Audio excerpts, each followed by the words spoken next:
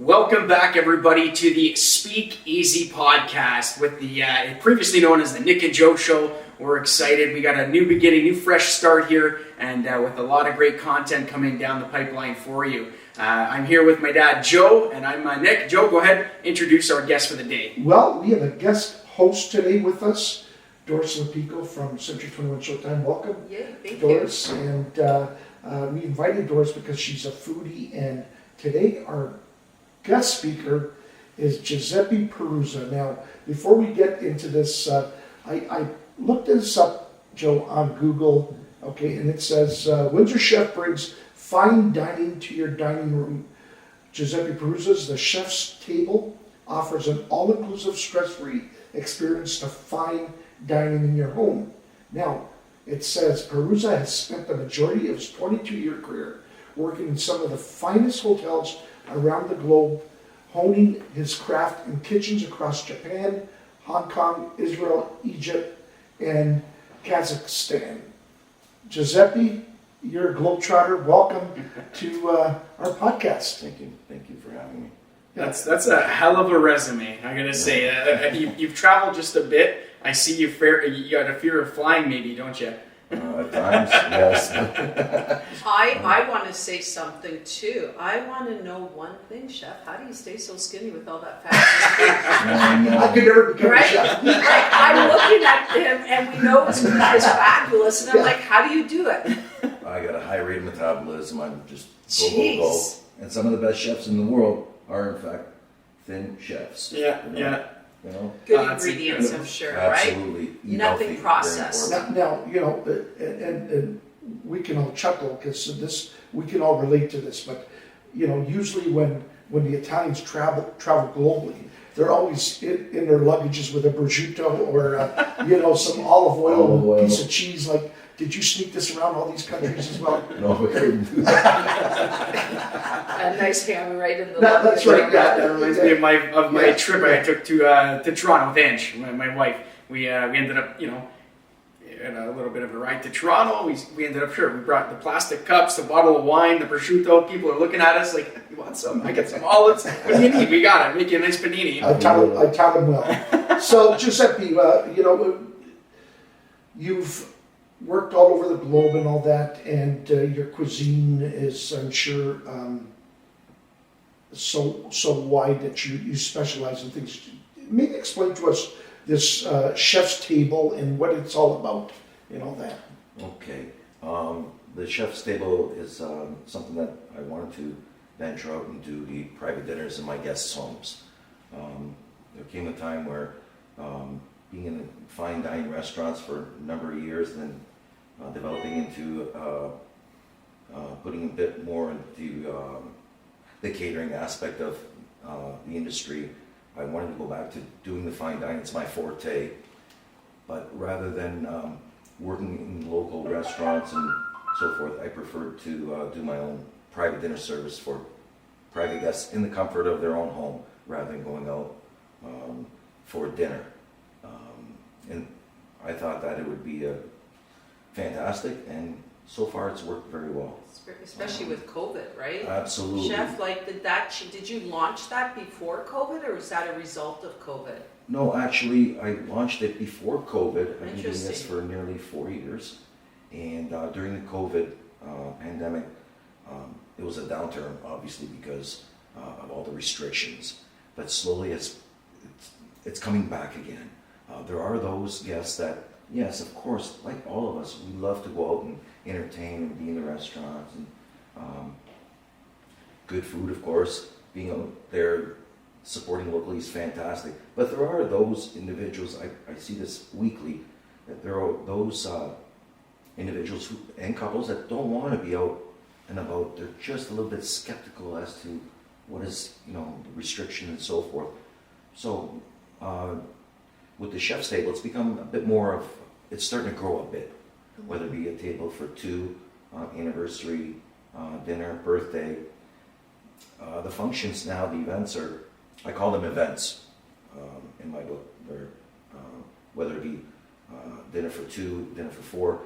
At the present time here, with the restrictions in place, we're only allowed 4 guests at the table and myself, which means I cook, I prep, I cook, and serve my guests. Who cleans up?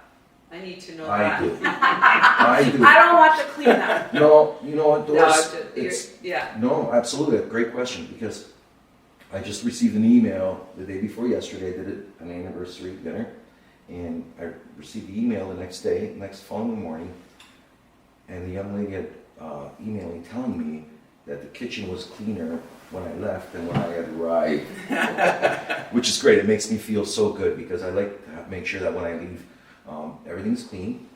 Part of the service is I provide the stemware, the cutlery, Wow. and the china, nice Italian Euro style, fantastic. And they like that because I like it because of the fact that I prefer not to use anything from my guests' homes. I don't go into your pantry. I don't want to look into your cupboards. I bring my spatula, my knives, my cutting board. I clean everything up. I sanitize everything. I even take out their garbage, whatever miscellaneous that I had. Put it all away, and I leave, and service is done. I love that idea, and I think it really completes the experience for people, right? Because you're in your own environment, you're already in your own kitchen or dining room. So the fact that you have different looking utensils, different plates, as simple as it is, it's not it's not going to be something that's going to completely change the atmosphere, but little pieces of the puzzle, pieces together, a beautiful experience, right? Yes. And it's funny because I mean, COVID has changed how many businesses, right? I mean, everything is changing right now with brick and mortar. Things are shifting to at home and this and that. And you'll never get rid of restaurants ever because people still want that outdoor experience, the socialization, the louder environment. But you're going to see a lot of expansion into something like this. And I believe you're going to be super busy even post-COVID because there are a lot of people that, not even just because of COVID, they just want more of an intimate, they don't want to feel rushed. Maybe if the restaurant's busy or crammed or whatever. Sometimes it's nice to have an intimate meal with another couple and play a little bit of music, dim your own lights, but there's no rush to go home. You want another bottle of wine? Have a bottle of wine. You want to, take our time. It's, it's kind of at your own leisure, right? Which is nice. You set the pace and you set the mood when you're at your own home, which is nice. Yes, I've experienced that a number of times where there are those anniversary dinners for the couple. We'll make a reservation. We'll have dinner. It's fantastic. But there are those that prefer to have a nice dinner for two in the comfort of their own home. They don't have to go anywhere. The chef brings everything to you. And you know what Nick said, which I agree, it's the trend. It's becoming something, and we're seeing it in real estate, right? Yes. We're investing more in our homes, and Yes. so that investment becomes a beautiful atmosphere. So we're seeing people doing home bars or doing it's incredible outdoor spaces. How much is that where the extension is going? So Yes. I find that people are happy with their updates or happy with the move or happy with the sale or getting it ready that you want to entertain at home. It's actually quite a beautiful thing, right? The only thing I always say, Chef, is that it's the cleanup for me. The reason why I go out for dinner is because I want to talk to my guests. I don't want to go, I have to go to the fridge and grab this. Yes. Oh, let me get you a drink. What do you want? That's not how, the experience is. So I think, you're onto something. I see it as a growing trend. They do it in the bigger cities, Toronto, Calgary, Vancouver. It's a trendy thing where there are private chefs, just like myself, that go out there and do. I go the extra mile where I would prefer to. I bring you the side dishes, all the china and so forth, cutlery. At the end of the evening, I take everything back with me. I rent a small kitchen, what we call a satellite kitchen. It's a ghost kitchen because by law, I can't make your fettuccine at home. I can for my family, but not for my guests. It's the law. Oh, really? Absolutely. So you can't cook in my kitchen. Yes, I can. Yes. But the product that needs to be prepped in a health certified kitchen. Okay. It has to be, yes, I cannot just prepare. Interesting. How do you know if my Yeah, I countertops didn't know that either. are not sanitized? Yeah. No, in the kitchen, you have to make sure that everything is proper to code, definitely, it's very important Yeah. to do that. But the rest of the cookery, I do in your home. I do your tenderloin. I make your salad at home. I just whatever it is Yeah. I need to prepare, I bring to your home. And at the Interesting. end of the evening, and it's kind of funny, Doris, that you mentioned it because in these days we want to entertain, in home. Not to say that we don't go to the restaurants. Of course we do. But there are those occasions where you want to entertain your guests at home. Intimacy. Yeah, absolutely. And it's really Yeah. nice because just prior to the pandemic, it's crazy times, there were a lot of calls for cooking classes, ladies' night in. So I'd have 6 ladies. I bring several cutting boards, the knives, and so forth. And we prepare each course in the home. So it's sort of like what I would call it's sort of a community with the guests that you have in your home to be able to talk about the different type of olive oils and vinaigrettes and how to tricks of the trade in home. I think it's a great thing where It was like a cooking class. absolutely. I call it cooking. The guys, for example, I'd have 6 fellas want dinner, all the guys together at home. So we're all doing our own thing. They're having a glass of wine, and we're learning as we move along each course, and it's a fantastic way to bond. I like The it. relationship is. It's So fantastic. Giuseppe, when COVID finally lifts itself and all that, and we want to invite more guests, what is the maximum that you would? I'm sure you would cook for bigger parties, but so it doesn't lose that intimacy. Would it be 8? Is it 10? 8 is my Eight the is maximum. your Yes, max, okay. it's better to have 8 rather than 12 because I've experienced 12 guests. I have to bring all the chattels, everything that I need for the 12 guests. It's too much. It's not as intimate anymore. You might as well just cater the party. Yeah, exactly. It's hard to plan a menu because not everyone Yes. may like something. Yeah, it's and true. Yes, and the one thing about myself is I love culinary arts. My guests every single guest is very important to me. Dietary restrictions. There are those that want this gluten-free, the other one needs this type of protein because they don't want to go with this. It's okay. My job is to make sure that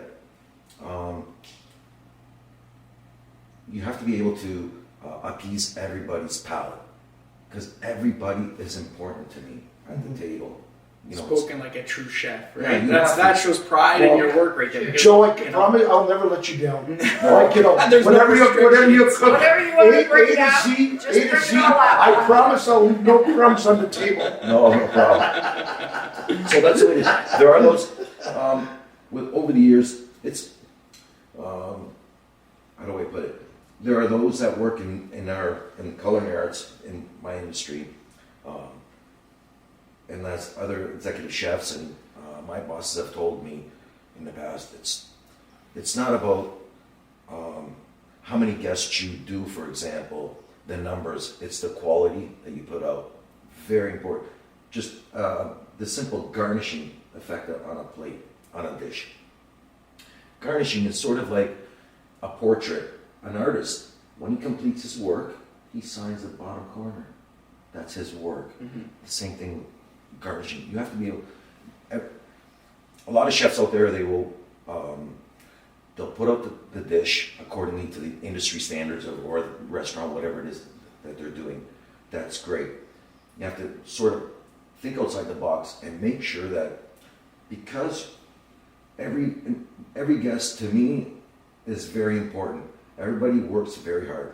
They deserve that certain time. It's not that you have a private chef coming to your home every day. It doesn't happen. This is for a special occasion. And in order to, you have to be able to see that what you do, you have to satisfy, going back to that, all the guests. Every single one is important to me. My boss has told me, you know what? You come to me for your paycheck every week. That's great, or every couple of weeks. But it's your guests that make your paycheck. That's right. how you get paid. If I don't have guests coming in, if the food isn't good, if your clientele isn't there, slowly, the check dwindles. You won't get a check. Yeah. It's It's all sort about of the service Yeah. and the quality, right? yeah. So And it's an important part, right? Absolutely. Shows that you Absolutely. care. So at times that I have 8, 10 guests, whatever, I'm doing a maximum 8 when I came back to Windsor, only a maximum of 8, because you can be more personable with 12. It's just a little bit. We've Don't got want to some take food it. down here. And we got the camera crew. Chef, when did you come back to Windsor? Why'd you come back to Windsor? And of all your travels, what was your best, like your favorite country to cook? And I'm talking about cooking. I'm not talking about where you found the ingredients where, you know, you'd go to a market every day and pick up something that was amazing. What country was that? I would say Egypt. Okay. Yes, Egypt was fantastic. Did they have good olive oil in Egypt? Oh, absolutely. Just And the making best sure. fruit. And the best fruit. Working overseas, I worked for the Hilton. And the Hilton would, because all chefs, they work under contract as an expatriate chef. There are in the kitchens, in the hotels, as you've traveled. In the resorts, there's always, you have your Japanese chef, you have your French fine dine chef, you have your Italian chef. So we're shifted. We'll do a 6-month contract, and then like I did, I spent a year in Egypt. You got a tap on the shoulder and saying, "You're off." Where am I going? It's either I come back to Windsor, Ontario, where I live. So, but they push you to go to other places, and obviously with the Hilton, with the hotel sector, and so they shipped me to Tel Aviv in Israel for another 6 months. Wow. And from Egypt, Doris, to answer that question, Egypt I found fascinating, not because of all the desert and the sand and everything else. The best of fruit, and this is the truth, the best fruit comes from Israel, right across the border from Egypt. No kidding. Olive oil, oh my goodness, olive oils, we just talked about olive Yeah. oil. some of the best olive oils comes from the Middle East. The impurity, it's just beautiful olive oil. Yeah. So, And it's so funny because Italian, everything's Italian olive oil. Well, I think but- we make yeah. everything Italian. Yeah, That's yeah, our thing, yeah. right? That's We right, take that's credit for Well, everything. no, and we have I friends. I have a lot of friends Middle Eastern, and they've shared Mhm. their olive oil with me, and I have to say the Middle Eastern olive Olive oil oil. is absolutely. And you know what? It's not that far from when we're talking Italian cooking. Like you see the same type of ingredients. A lot of olive oil. Absolutely. They use more lemons, I think. Lemon is a big part citrus of their fruits, yes. right, Yes. which explains it because you were just saying how great their fruit is, right? Yeah, absolutely. It's So, beautiful. Giuseppe, as a chef now, there's probably one person that is hard to please. And that's either your mom or your dad, right? Because mom's cooking or Norma's cooking was always better. Like, you ever go home and say, you don't make it like mom? Yes. Yes, there have been times where I've cooked in the homes of, as a matter of fact, tomorrow evening I have an Italian couple that I don't, I've had those friends and colleagues who just, it must be difficult to cook for Italian food in their homes because they know what they're doing. Mama, Nonna, they know what they're doing. The thing is, we always learn from each other. There's certain things that, over the years, not all the recipes and directions are composed, the recipe compositions. They're not really by the book. Sometimes, like my grandmother, my Nonna would do things that we weren't taught in school how to do this, nor has any chef showed me this.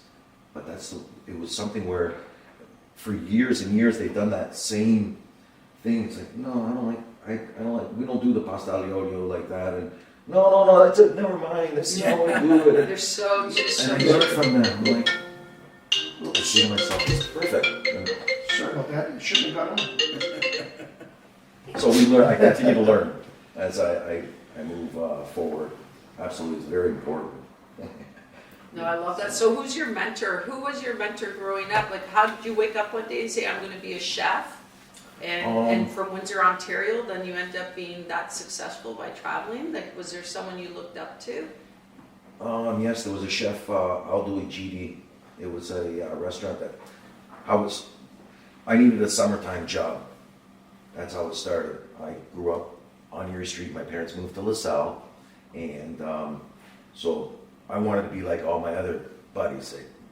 they all had new, they had a The car. Trans Am, the Yeah, the IROCs, Trans I Am, remember yeah. those. Oh, I Everybody didn't get had- the all those Trans Am. Italian boys had the Trans Ams. No, that's kind of funny. Or Doris, the because- Iraq. Was it Iraq? IROC. IROC, yeah. Listen, I had a Ford Galaxy. Yeah, exactly. So my dad said, never mind your friends, they got, their families.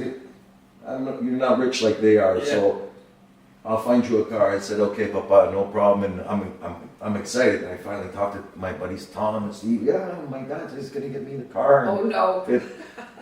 And I pulled up with the school bus because we used to go to Salem Secondary, and there was this big green 1972 Chrysler Newport. Oh, yeah. It was the size of our living room. Yeah. So getting home, I said, "Mom, whose car is that?" I thought it was, Pop's friend or something. No.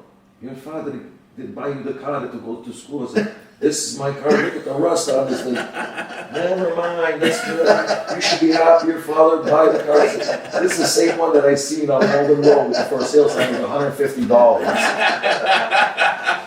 And my dad said, "Please, well, what do you want? We're going to work on it together." And it was an experience. Yeah. And that was my card. So my first job was at the old La Scala on Tecumseh Road. Yes, I remember Oh, my that. God. I I remember. remember La Scala that. di Milano. That's Who right. was the chef there? Aldo Who was- Gidi. Okay, Chef Aldo that's Gidi. okay. And I told my dad, I got first thing was, you want a job, you're going to get the job, and then you got to pay for the insurance, you got to pay for the gas, so I get you started. I know, Bob, but it only costs $150 for this freaking I used to drive Trans Ams. I rocks. So, no, it was okay. So I started at La Scala di Milano, and it was part-time on the weekends, and then I had just finished high school, graduated, and I told my parents, I said, I want to take on this opportunity to work in the kitchen.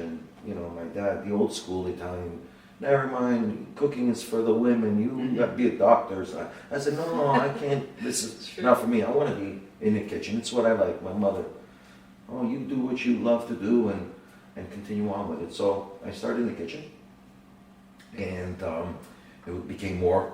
I would have a Monday and a Wednesday, part-time on a Friday, but I like to go to the high school dances. So that cut out because I wasn't out there. I had a love for the kitchen. So, and the chef would always say, you're the first one here and the last one to leave. Let everybody else, we have a dishwasher. Why do you have to scrub? It's not for you. Yeah, I know, but I finished putting everything away. Everything's dated. You have to date and log everything and make sure that everything's up to par. And I would continue on. And then came to the point where there were other fellas in the kitchens that they had to have their Saturday night off, which great, whatever, Sunday, and I volunteered. I'd say, can I work this Sunday? Can I come in? Yeah, absolutely. You know what? We don't have numbered tables, but we'll have a couple of walk-ins, and we'll work together, you and I, which was amazing to work with a chef where, like I mentioned earlier, we can all buy a cookbook. We can Google a recipe nowadays. But there are recipes that very authentic that are not in cookbooks. Mm-hmm. So when you're learning from the old school chef, as a matter of fact, he worked for the Four Seasons in Toronto. Fantastic. He said, you know what? Sunday we're going to do rabbit agro dolce, a sweet and sour rabbit. Okay. So he'd show me how to prep it. This is the first. We're going to do the first one. It takes us 3 hours, slow cook. We're going to broil it first, sear it, finish it off in the oven, convection. Okay. So as I moved along, I volunteered for all the Sundays because if I knew that I was going to be there with the other chef, the other couple of cooks in the kitchen didn't get that experience, that knowledge of what that chef was actually. It was free education. I'm learning, but I'm getting paid to learn also. Mm-hmm. So it made you feel like you want to keep going and learning. And there was one occasion where he said, one day I'm going to show you how to do a German pheasant. Okay, German pheasant. Okay. So I remember going down to Windsor Public. Windsor Public Library and pulling out these couple cookbooks because there was no internet and no, there was, Yeah. I couldn't Google anything, obviously, in those times. And so I tried to find what this German pheasant was. I couldn't find it. So in going to work the next day, they mentioned, don't worry, you won't find it anywhere. We're going to do it on Sunday. I went to the Windsor Market. It was down on Park Street, I believe. Back in the day, near the water. Yes. I went there and bought the pheasant. And I brought it into the kitchen. And he was so surprised. I have the pheasant. I had it brought in from the county. It's fresh. I said, I brought one too. This is from the county, but I bought it at the market. He realized, wow, you really want to make this pheasant. I want to learn. Just show me. And then I, at times, do these dishes at home to an Italian mom and dad, obviously, and they were, no, that's not the way I do it. Yeah. But my dad was thrown back by realizing that he could have something that was completely different. Yeah, it wasn't necessarily an Italian, So he dish. It was sort of, exactly. So my dad would tell my mom, yeah, my son here, he's going to be a chef one day. I like it. Why? You don't like mine? The way I make it? I like the way you do it too. So you started a domestic. Started a domestic in the house. Yes. So it was nice. Moving forward with that. But you're right. And I guess we've all been blessed to be in an environment. I mean, when I look at my mom today, I say she's a chef. That can cook things that people take it for granted. The simplest of dishes are so exquisite, so tasteful, true. right? With the least amount of I mean, ingredients. And very little ingredients. Yes, There's the least amount of ingredients. So true. We do so good with that. Yeah. Because the best dishes today come from not necessarily Italian or Mediterranean. Internationally, the best dishes are of the simplest ingredients because the dishes that we serve today are derived from the simplest of dishes of what we call mangiare delle povere, poor man's Peasant, food. yeah. Yeah. You know, that's And peasant food back In the south, Yeah, especially. that's right, in the Yes. south. I mean, Yes. they were poor.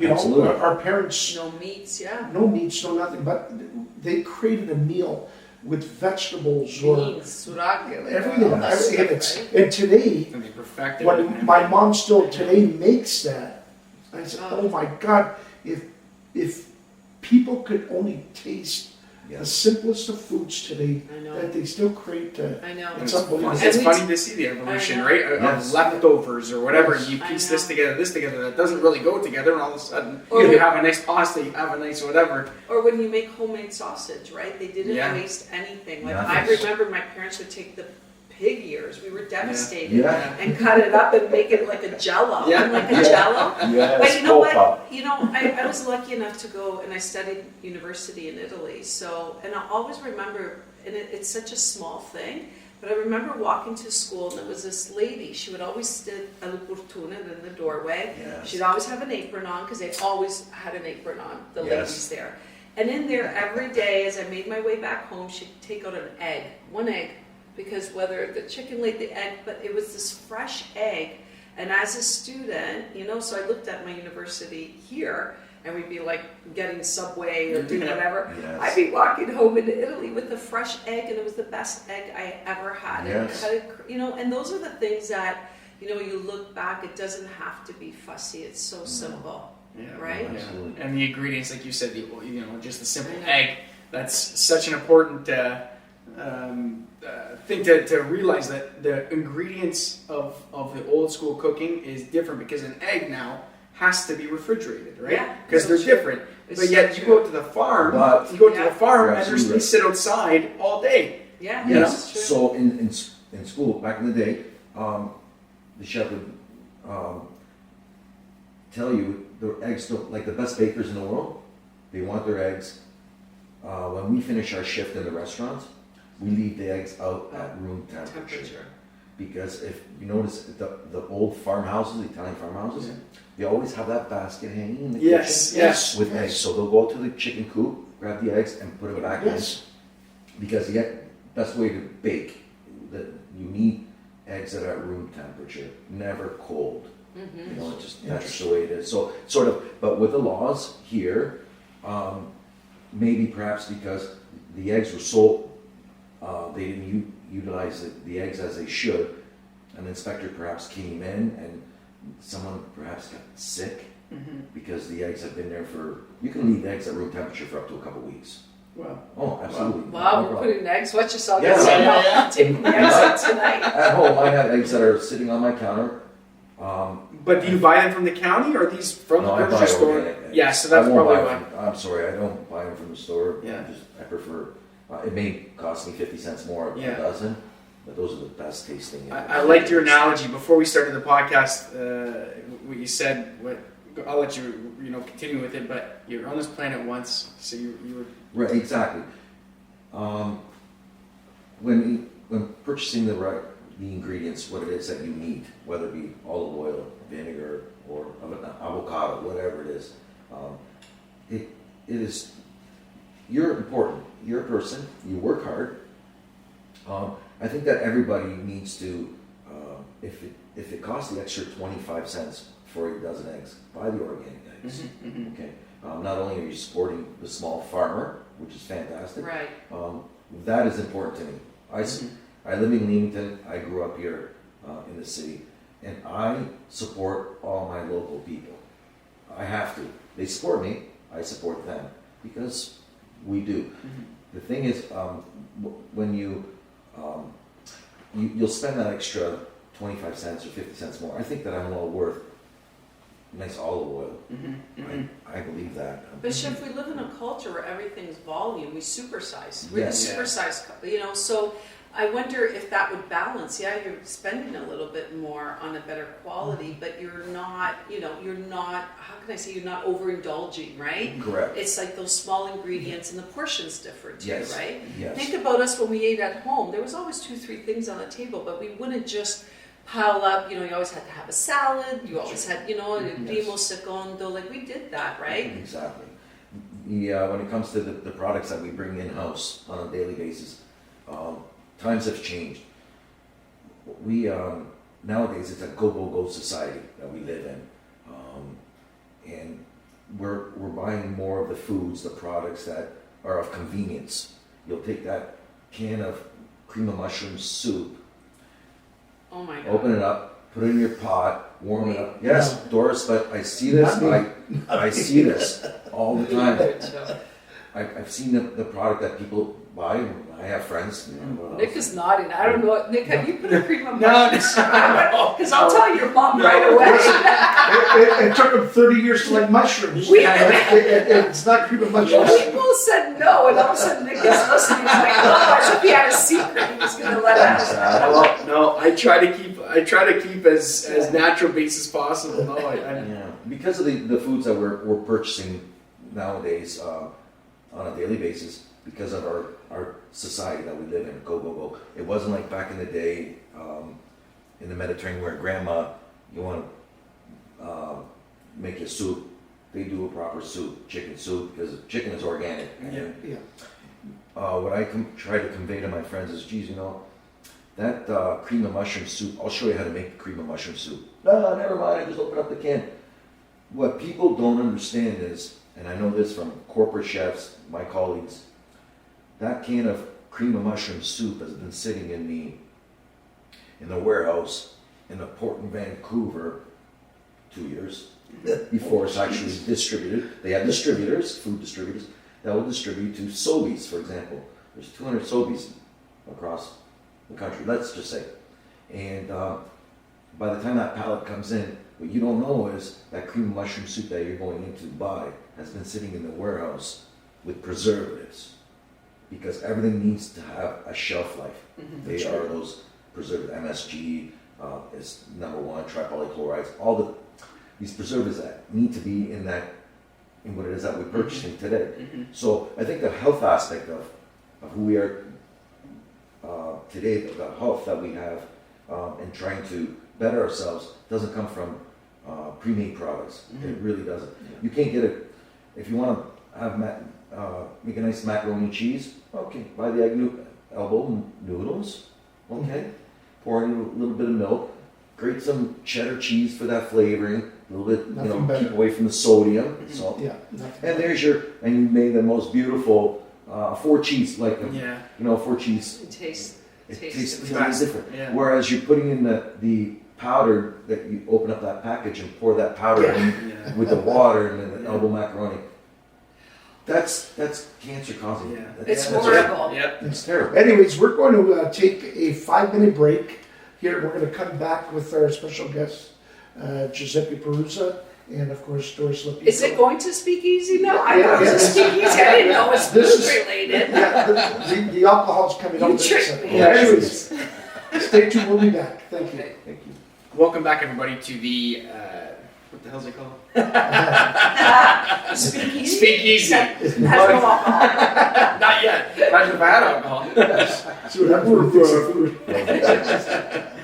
Welcome back, everybody, to the Speakeasy Windsor Podcast with Nick and Joe and our guests Doris and Giuseppe. So, Doris, go ahead. You can kick off the first question for Giuseppe. Okay, well, we have something in common, and it's charity, our love for charity. No matter what we do, whether it's real estate and you being a chef, it's important to give back, especially with food. I mean, those are the basics that I think when we talk about simple ingredients and stuff. I always, I shouldn't say this, but sometimes the hospital foods, even when what they're doing there, you're like, let's bring something that's better. So lead me into what you're doing for patients. I understand you've been working with hospice maybe, so let me know. And Yeah. T2B, I'm going to put that plug in, right? Yeah, no, Transition Betterness is a fantastic organization. I love them very much. They Kudos to this lady here. Yes, Found it, yes. it's a machine. Yes. It's No, hard to they're take credit. fantastic people. Yes.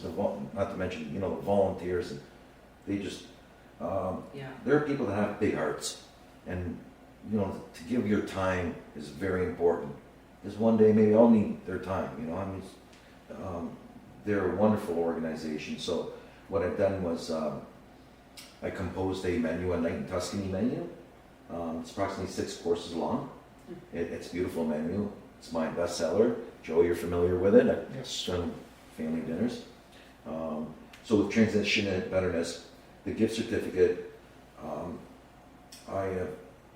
I've decided that since hospice has been such a wonderful organization, I know that personally, and so I'm giving a part of the proceeds at 15% to Transition and Betterness.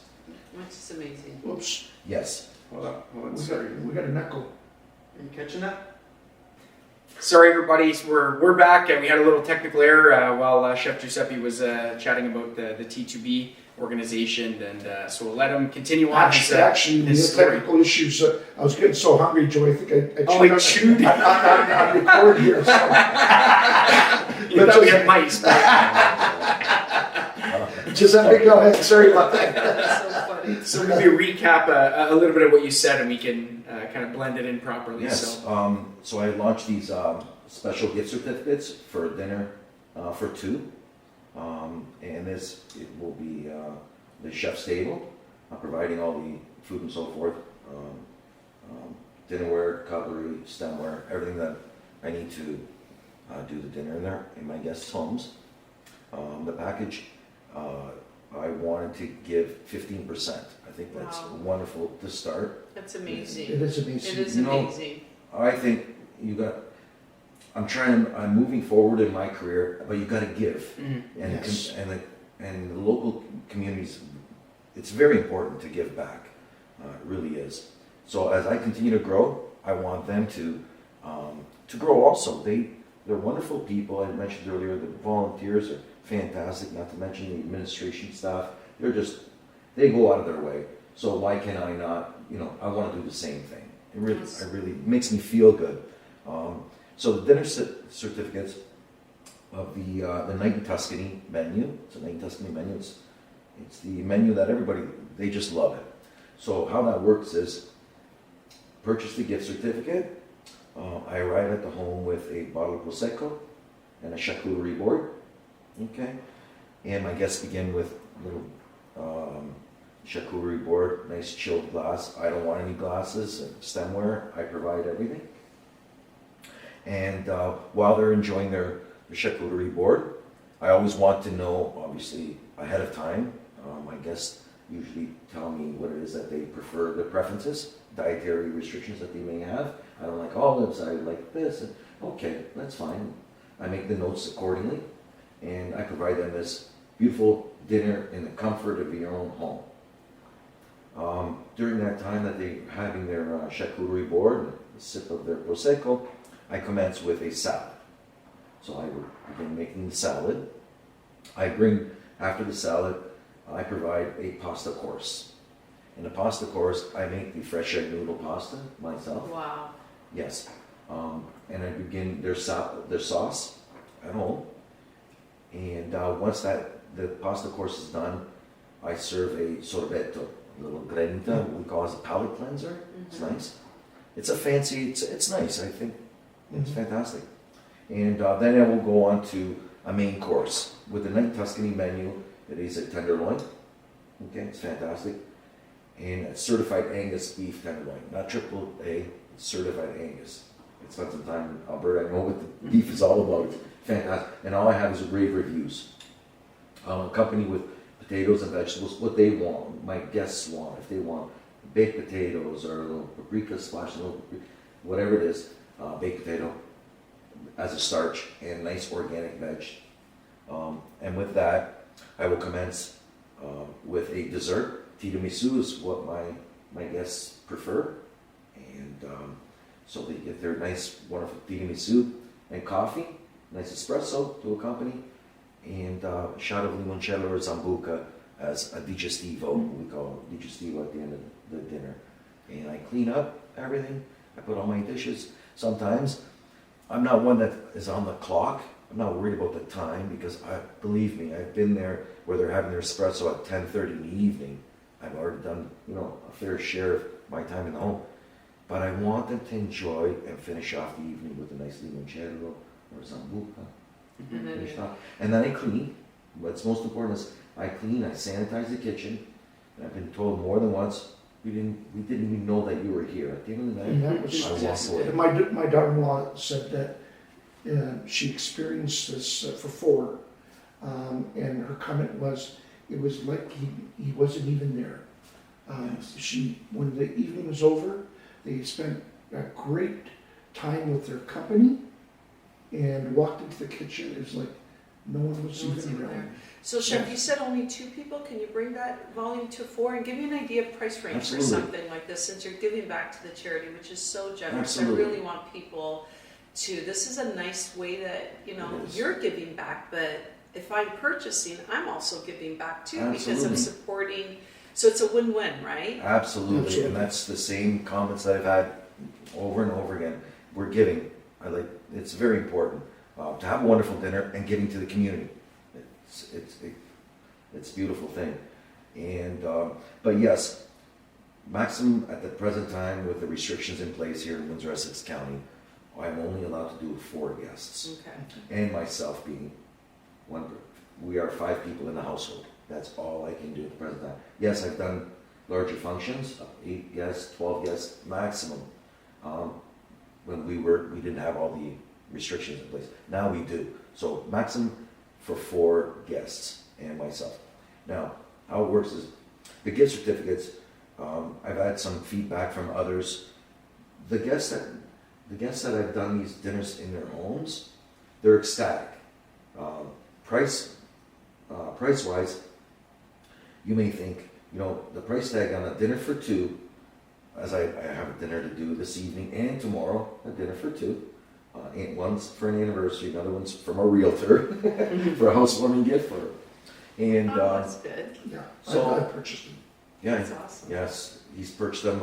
It's wonderful that these realtors here in Windsor are actually supporting. They love what it is. They're thinking outside the box. Because they've said, geez, I usually give a bottle of Prosecco or whatever it is. But it'd be nice to have the chef come to a home and do them a wonderful dinner In their new home. in their no home. Yeah. This is what I was doing for Sotheby's out west in Calgary for a number of years. So I want to push that to Windsor, and now it's starting to move because it's very competitive. Obviously, not everybody's going to do it. It's quite expensive. It's $500 for a gift certificate for a dinner for 2. But you have to understand this. There is a time spent, the chef, he shops for you the utmost, the best that he can. He shops for you, then he prepares the kitchen. In my satellite kitchen, I spent another 4 hours there in the kitchen. Then I come out to the home, prepare the dinner. I'm there till 10, 11 o'clock in the evening, depends. So there's a good day's work. I think it's great value too, and sometimes Yes. you get to drink your own wine at home, and you can sometimes a great bottle of wine gets absolutely. so the value's there for Yes. that quality. So I can only do at the present time up to 4, which is, I know that in better times, it'll grow a bit more. But right now, I love the intimate anniversaries and housewarming. There are birthdays. I did the anniversary last night, this evening, for example. It'll be for a birthday. Okay, once again, so it's starting to grow. Rather than being in a restaurant, making a reservation, there's only 10 guests that are allowed in the restaurant. Right now, it's a good a way for me to push forward what a private chef does. For So 500 for 2 or 1,000 for 4. Yes. And this way, and Yes. you get So a knockout night. Yeah, so for a $500 gift certificate, mind you, my time and the food cost, the chefs call it, we refer to it as the food cost. Price has not gone down for food. Yeah, It's right. gone up. Like everything. Yeah. So, I mean, for the time spent to go out and shop, Absolutely. I think it's a fantastic... For a personalized service of a chef coming to your home, $500 is absolutely phenomenal. In a lot of the cities, it's the norm. It's going, if not more expensive. And Doris hit it on the nose where she said, you can bring your wines out. Yeah, I mean, you buy a great bottle of wine, right? Absolutely. Too, in a restaurant, you're there. Absolutely. And the nice thing is that if they have that certain, whether it be an Amarone or whatever, Pinot Grigio, and they love their wines, I spend the time wanting to compose the proper menu. Well, I would like, a nice, I want chicken or I want veal or whatever the main protein is. In my mind, I have to put this menu together according with their wines. I need to pair it up. Yes. Oh, that's nice. So Marriage you is got very that, important. yeah. And a lot of people don't think about that, right? A lot of people don't realize that there is a correlation and a proper wine that goes with a proper food. Absolutely. Because it complements each other, You gotta right? marry up the wine with your dinner. So I have clients that are like that. I got Yes. a problem though. The more I eat, the more I drink, the more I drink, the more I eat. And you don't have to try by the end of the day, You're at the end of right. the day, it doesn't matter what I'm drinking or eating anymore because it now correlates. So what's nice for me is, like, for example, tomorrow, these dinner certificates that are sold, I will personally go down to Transition and Betterness and give them a check That's for wonderful, Joe. $75 out of that $500 gift certificate. My work included. Obviously, it's a wonderful dinner. Yeah. That $75 is going to Transition and Betterness. That's when I have a big smile on my face, saying, Sure. yeah, I could have made that I profit. That's what I'm going. No, it's time to give back. So that $75 to me, it's not only giving to Transition and Betterness, to be the wonderful people. It's about growing the service that I do. So people will know, I want people to know that that's what he does, and that's... It's true though. It's a win-win situation. Yes. That's what you want to get out there. And it's not a pitch for volunteering, but I can say this, I get more out of it, even including for my business. Yeah. And you're a champion of it. Right? I almost feel guilty when I tell people that, it's like, no, I get fulfilled more than I give out. Like I feel selfish sometimes, right? Because you're right, there is so many volunteers. But for me, it even helped me grow my business in real Absolutely. estate, right? That's exactly what I want to do, is continue to grow. There are those individuals that I've heard it, $500 is too much, but you don't understand. Part of that goes to my choice, my charity. This is what I want to do. So it's not, you've got to give to your community also. Absolutely. But I'm your go-to fellow, because your gift certificate that I issue to you, actually, I'm giving your name to Transition to Betterness. At some point, they will, Mr. and Mrs. Smith purchased a gift certificate. Well, fantastic.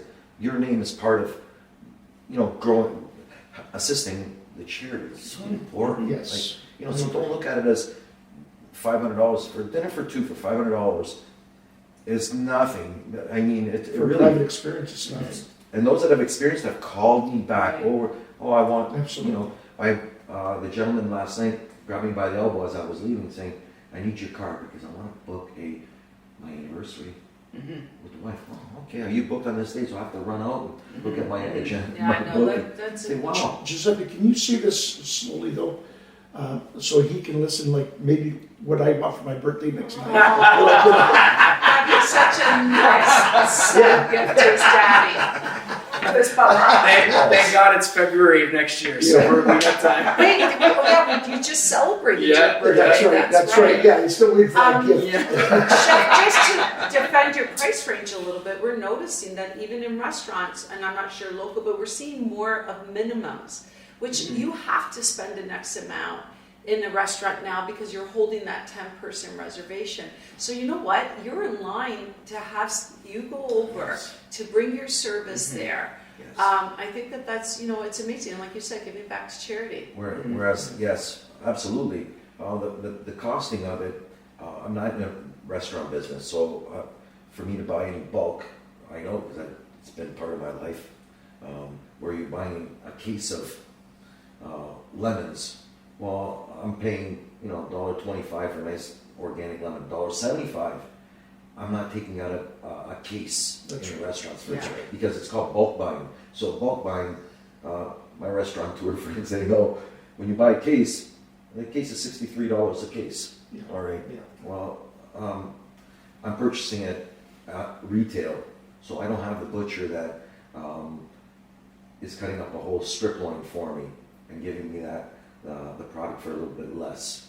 Good product, because if I'm doing a big dinner for 12, obviously I'll get a deal on that. 12 slices of 8 ounces, 8 ounce tenderloin is one good piece of protein. Absolutely. Yeah, it's a So, good size. so for me to buy a piece of tenderloin right now, and I'll put a plug in with Isabella and Butcher Kingsville. And Kingsville, she's a fantastic lady. No, we're That's looking right on at- that Main Street, right? Yes, right on Main Street. I love the way that Oh, it's a such a boutique. gorgeous. Is it like across from the chocolate place, right there? Is Yes, that- yeah, it's beautiful, great lady.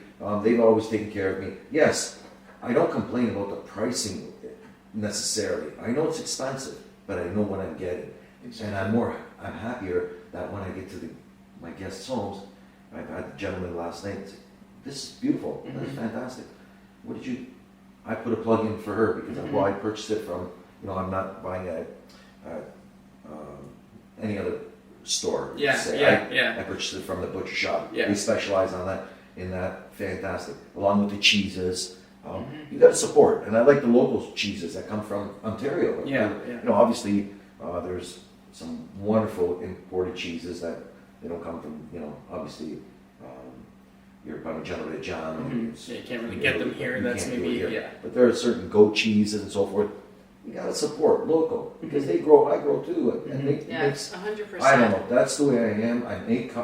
If everybody thought that way, it would be a better world, a better society. Because we've shifted a lot to the box stores or to the big companies, and and bless them, but it's also damaging. Is the Costco's and whatever, right? Like they're good for certain things, but I mean, there's also a damage that's done to the small businesses when we shop at places like that. Because you're right, we're no longer supplying the local.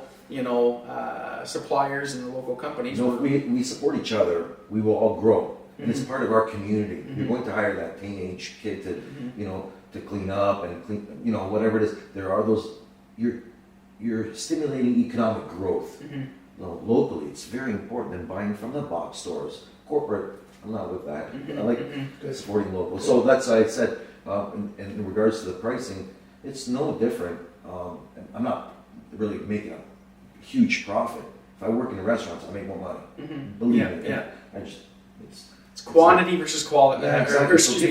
It's quality versus quantity. Yeah. Yes. That's So what working you're all out about. west, I've seen that there are those that love that service. They don't have to be out to go to a restaurant. Not cutting them off, because obviously I love all the restaurateurs. We're all in the same business. We love food. Perfect. You know, it's Perfect. Everyone, Giuseppe, I want to say thank you kindly.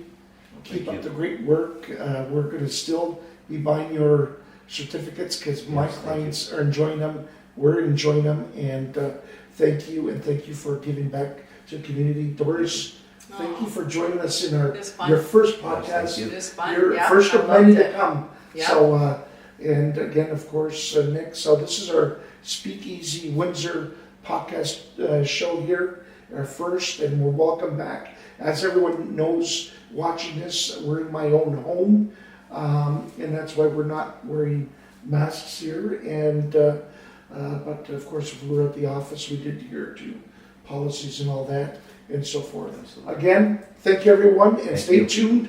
Every week again, we'll be doing a show with new guests and new speakers. Perfect. That's great. Yes. Bon appetit, chef. Yes. Thank you. Thank you to everybody. I All right. appreciate this time. Have a wonderful week.